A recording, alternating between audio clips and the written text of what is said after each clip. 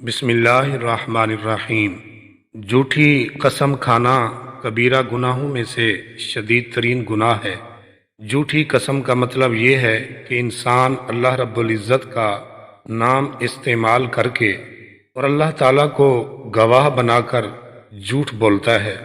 دین اسلام میں جھوٹی قسم کھانا حرام و ناجائز ہے، خواہ جھوٹی قسم کی وجہ سے دوسرے کی حق تلفی یا کوئی نقصان ہوتا ہو یا نہ ہوتا ہو۔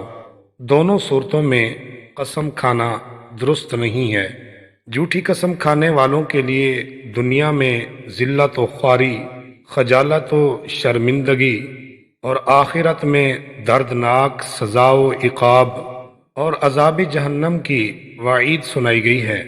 قرآن مجید میں اللہ تعالیٰ نے جھوٹی قسمیں کھانے والوں کی بڑی مذمت بیان فرمائی ہے، کیونکہ یہ جھوٹ کی ایک بدترین شکل ہے جس میں جھوٹی قسم کھانے والا اپنے ساتھ اللہ تعالیٰ کی ذات کو بھی جھوٹی گواہی میں شریک کر لیتا ہے۔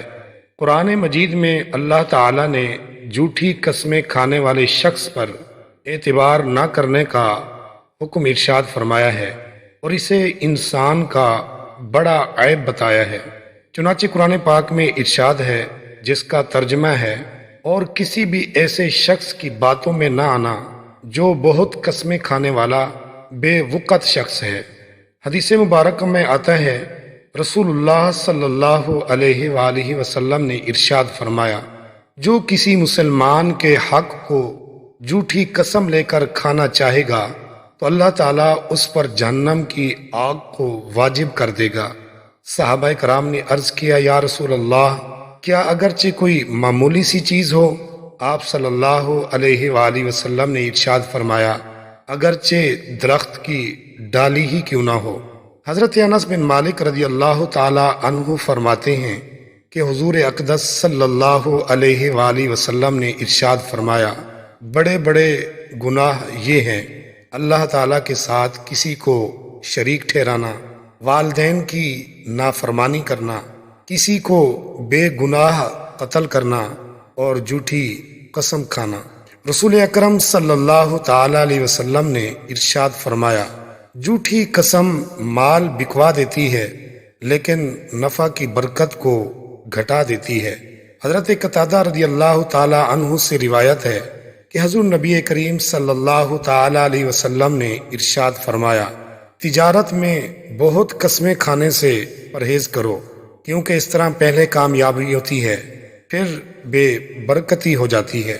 حضرت ابو ہریرہ رضی اللہ تعالی عنہ کی روایت میں ہے کہ آپ صلی اللہ تعالی علیہ وسلم نے ارشاد فرمایا، ظلم کے علاوہ کسی گناہ کی سزا جلدی نہیں ملتی، حسن سلوک اور بھلائی کے علاوہ نیکی کا بدلہ بہت جلدی نہیں ملتا، اور جھوٹی قسم تو گھر کو اجاڑ کر رکھتی ہے۔ ایک روایت میں یہ بھی ہے کہ جھوٹی قسم سے اولاد کا سلسلہ اجڑ جاتا ہے۔ حضرت عبد الرحمن بن عوف رضی اللہ تعالی عنہ سے روایت ہے کہ آپ صلی اللہ تعالی علیہ وسلم نے ارشاد فرمایا، جھوٹی قسم مال ضائع کر دیتی ہے یا مال لے کر چلی جاتی ہے۔ جھوٹی قسم کھانے والا اپنا ٹھکانہ جہنم میں بناتا ہے۔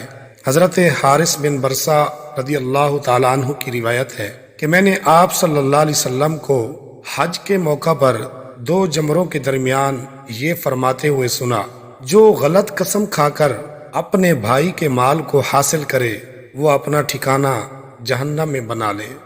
رسول اللہ صلی اللہ علیہ وآلہ وسلم نے ارشاد فرمایا، اللہ تعالیٰ اس شخص کو سر سبز و شاداب رکھے جو ہم سے کوئی حدیث سنے پھر اسے ویسے ہی آگے پہنچا دے جیسے اس نے سنی ہو۔